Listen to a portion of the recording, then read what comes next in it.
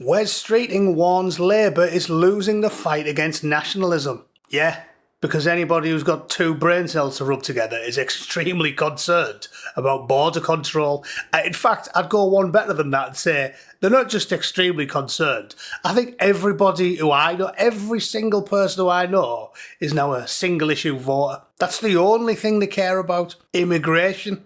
Think about it. That's the root cause of every problem.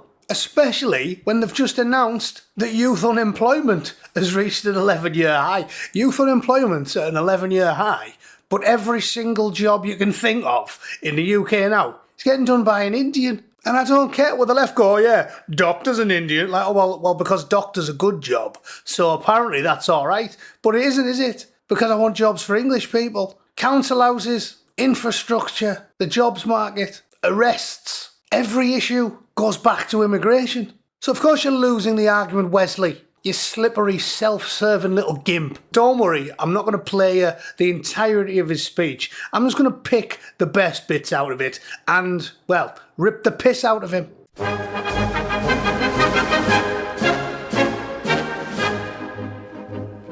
Right, this is off the trending news tab on X. It says that Streeting, who resigned a week ago, used his first speech since quitting to declare Labour is losing the fight of our lives against nationalism. That's what he said. That's what he thinks his biggest problem is. All the chaos that's gone on. The UK is falling apart. It's basically like a third world country at this point. And he thinks the number one problem we should all be worried about, we've got sleepless nights because we're all worrying about nationalism.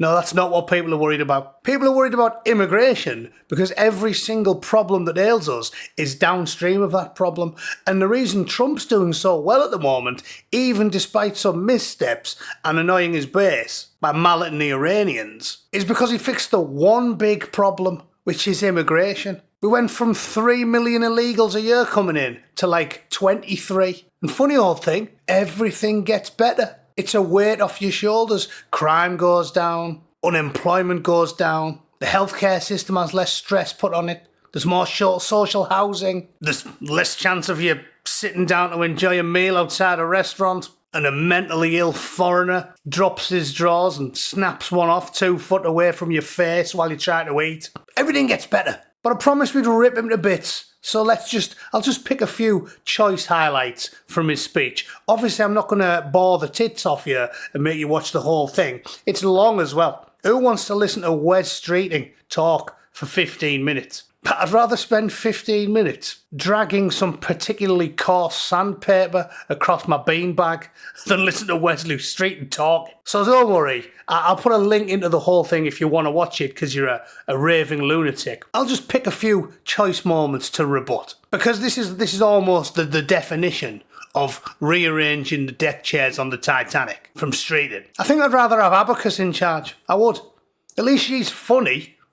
Unintentionally. Before we get started dissecting this wall of idiocy, I just want to remind you how much I've been complaining about what happened when we got our chance to run things, because, again, Streeting is working class. He actually is. We spent decades railing against the Oxbridge elite, the old money families. And what happened when we got our chance? What happened? This is what I keep saying to everybody. I'm as working class as it gets. From possibly the worst town in the country. And I'd rather give Jacob Rees-Mogg a rim job than have Prime Minister Streeting or Prime Minister Rayner. The UK was better served when 20 posh families ran everything. And that is a bitter pill to swallow when you are fellow working class scum. We all complained about it. We said, why do the rich old families, why does all the old money rule the world? And then when we got our chance, we got Tony Blair, Angela Rayner, Wes Streeting. I'm working class and I'm man enough to admit it. I'd rather have a posh knobhead. I'd rather have a posh knobhead like Jacob Rees-Mogg who can actually read and write than Angela Rayner. Oh, hang on, I owe you 2 there, don't I? You stupid bitch! You filthy slut! You filthy slut! You filthy slut! You filthy slut! Oh, I guess I missed a Wes Streeting as well. How's the wife? Oh, gone. I was living a lie and she knew it, but now I'm able to go out and enjoy some serious cock guilt-free. Yumma, yumma, yumma, yumma. There we are. If Wesley's sorted as well. Right, this speech is terrible. Terrible. Talk about beating round the bush. Come on, Wes, bore me. Thanks to the choices made by this Labour government, the NHS is on the road to recovery. Definitely isn't. Definitely isn't. The NHS is embarrassing. If I needed my appendix out, I'd dust the cake crumbs off the kitchen table, give my missus a Leatherman, and hope she could get it done. At least in the old days, they used to just leave some scissors inside you. Now if you come round from your anaesthetic a bit early, some Indian with no qualifications is going to have his conkers in your mouth. Don't tell me the NHS is getting better, Wesley. I won't pretend that leaving government hasn't been an emotional wrench. The scars I bear on my abdomen from my cancer treatment are a daily reminder to me of a time in my life, not so long ago, when I wasn't thinking about politics, only survival. The first 3 minutes is him noshing off the Labour Party and bigging himself up. It's cringe. He's like a 15-year-old TikTok influencer. Get on with it, Wesley. This is supposed to be a resignation speech, not a I love me, who do you love speech. Nobody likes you. Nobody will ever like you. And in 2 years, your government has somehow made the Tories look competent. Think of that. Walking through the doors of my department every day, as the person entrusted with protecting the very service that saved my life. What makes me laugh about that is they always go, NHS saved me life, NHS saved me life, as if in the rest of the world, if you get cancer, they just go, unlucky, there's the wheelie bin. You want to just get in? Or do you want us to wait until you expire and then we'll just tip you in? It's up to you. You could cut out the middleman and climb in yourself now. That's not what happens in the rest of the world. We've all got medical treatment. The NHS is just an extra link in the chain that you don't need. And all it does is ensure that every single one of you pays through the nose for it every single year. Tens of thousands of pounds. And whose treatment are you paying for? You guessed it. Faceless strangers from all four corners of the globe. I left the government because we are in the fight of our lives against nationalism. And it is a fight that we are currently losing. Unless we change course, we risk handing the keys of number 10 to reform. And I do not want that on our consciences. For the first time in our history, nationalists are in power in every corner of the United Kingdom. Scottish and Welsh nationalism represents an existential threat to the future integrity of the United Kingdom. They're not nationalists, they're communists who like the branding. Okay, they're not nationalists. If you think Plaid Cymru and the SNP are nationalists, you need to read a few dozen history books, son. And Reform UK represent a threat to the values and ideals that have made this country great. Values and ideals that are written into the DNA of the National Health Service they would dismantle, given a chance. Its very existence, an act of courage as well as conviction, that healthcare should be provided based on what each of us need. Here's another socialist rant, let's dodge that. For too long, and for too often, patriotism in Britain has been left to the loudest voices and the narrowest arguments, as though love of country belongs to one tribe, one party, or one point of view. But it definitely does, though, because all you do is talk down the UK every single chance you get.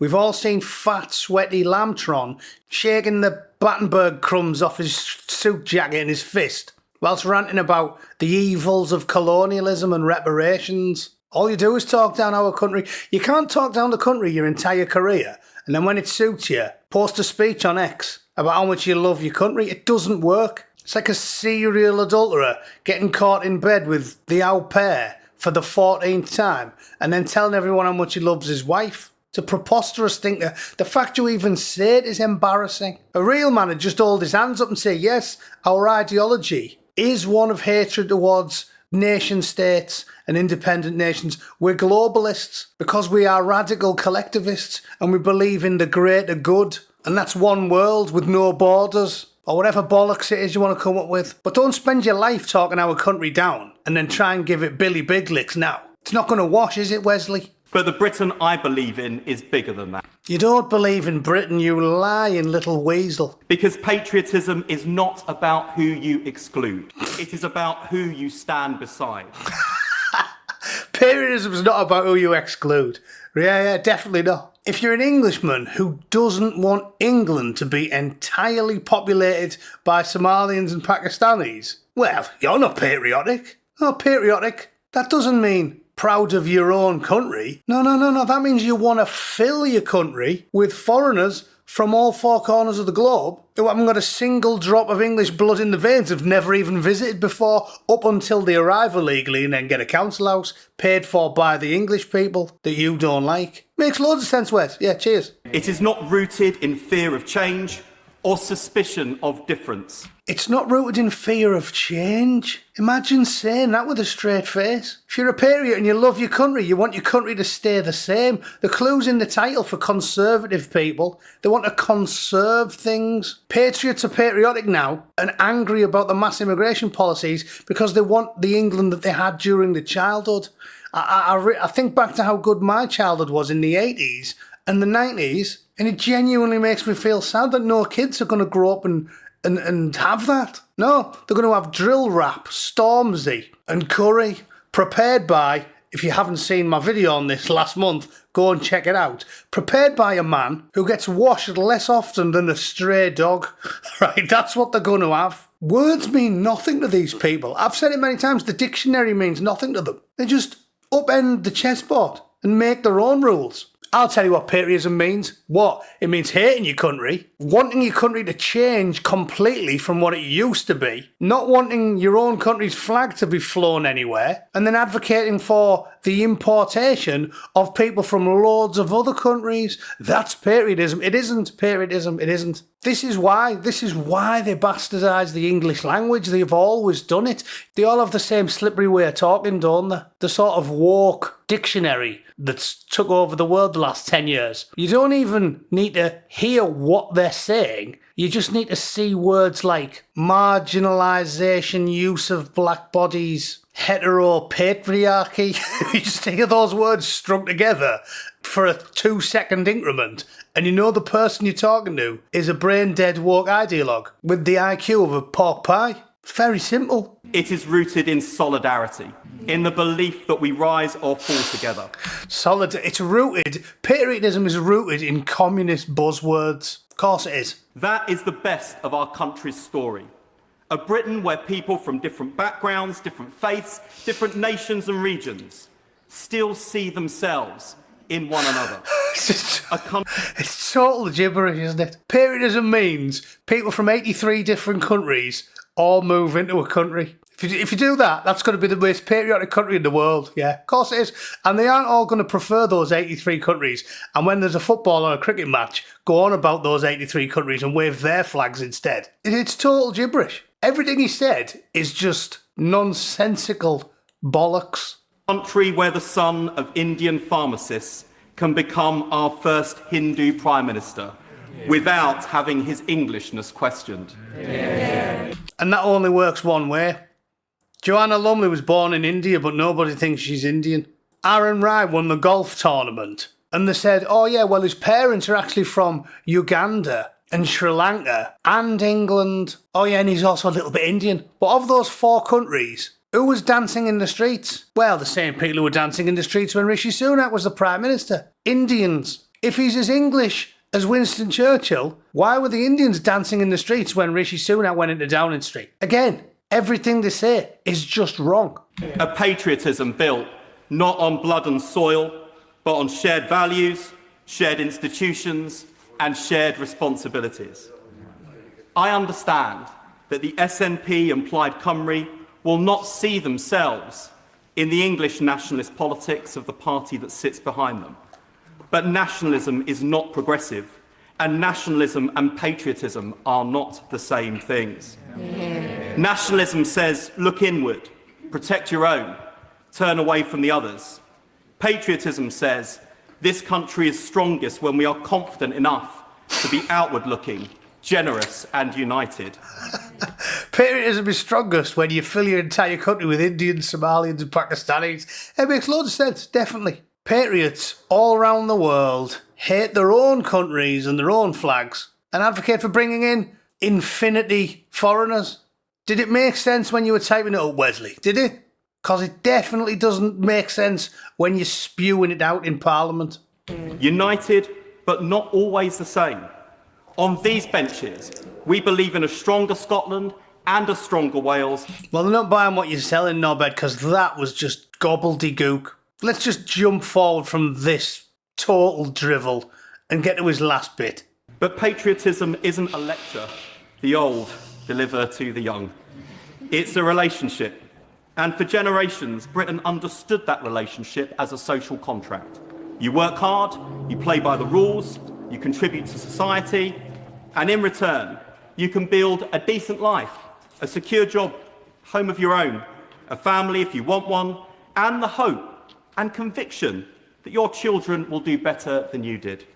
And that's all gone now, all of it. You know why? Think of what he reeled off. Home, you can't afford one. Children, can't afford them. Better life than your parents? Definitely not. Not now. And do you know why? Well, because you've got the highest tax burden ever. Compared to when I was a kid, the tax burden's it's ridiculously high. I told you my last job in the UK, I got like a £5,000 bonus one year, and I was only making 30 grand a year. I wasn't earning pop star wages. The government took more than half. I got about 2,400 out of it. They're robbing you blind to pay for people that have never paid into the system. You and 20 generations of your forebears paid into that system. And all that money's now going to people who never put a penny in. Because if you turn up tomorrow, a second your big toenail touches the sand in Dover, you get everything paid for. Healthcare, dental care, housing, clothing, food. The lot. And they've never paid a penny in. The system's broken. It can only work if you're paying for decades and then you take out when you're older after contributing. The system is broken and Wesley's one of the ones who broke it. It gave this kid from a council estate in Stepney in East London the chance to realise my potential, to go to a great university and spend my career tackling the injustices that hold other kids from backgrounds like mine back. Yeah, and we know who the other kids are, don't we, Wes? In fact, that's a good place to end because I'm sick of listening to him. We know who those kids are, don't we? Because you've seen the numbers, right? I've covered this before. Yeah, it's all on the BBC. Half of universities have fewer than 5% poor white students.